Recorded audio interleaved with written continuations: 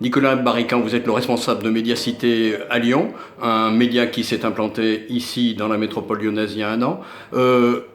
Vient d'être votée par le Parlement la loi sur le secret des affaires. Après avoir entendu des juristes, qu'est-ce que vous en tirez, vous, pour l'exercice de votre métier? Alors moi, ce que je retiens de cette présentation-là, c'est que beaucoup de choses vont se jouer à partir de maintenant, à travers le décret d'application de cette loi, mais aussi à travers les procédures, les potentielles procédures qui vont être intentées au titre de cette loi. Et il faudra continuer d'être vigilant et attentif aux décisions de justice prises au nom de cette loi, parce que la jurisprudence aura une importance énorme finalement sur le sens que prendra cette loi. Vous êtes plutôt confiant? Non, je suis pas plus confiant avant que maintenant, mais je suis pas non plus alarmiste. Je pense qu'il faut rester attentif. J'ai confiance dans les juges de la justice française, la balle sera bientôt dans leur camp une fois que la loi sera promulguée.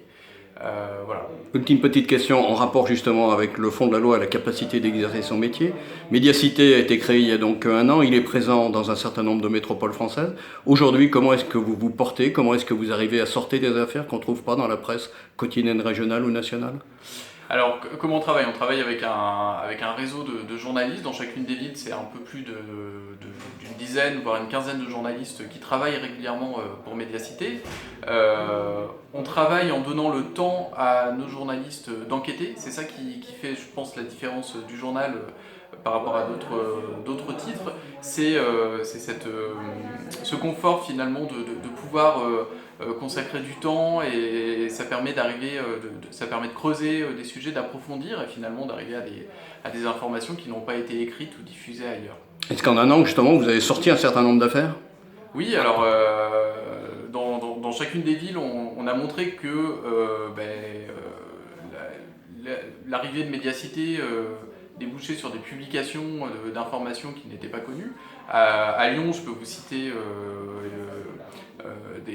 des affaires concernant le groupe d'assurance April, par exemple, sur l'optimisation fiscale du groupe à Malte, ou sur le montage immobilier autour du siège social. On peut aussi citer l'enquête qu'il y a eu sur l'Opéra de Lyon, sur des sociétés du député Bruno Bonnell. Enfin, à l'époque, il n'était que candidat. Je peux vous citer tout dernièrement une grande enquête sur la base des documents de litige Consortium international des journalistes d'investigation, qui documente l'évasion et l'optimisation fiscale de particuliers, de PME de la région lyonnaise.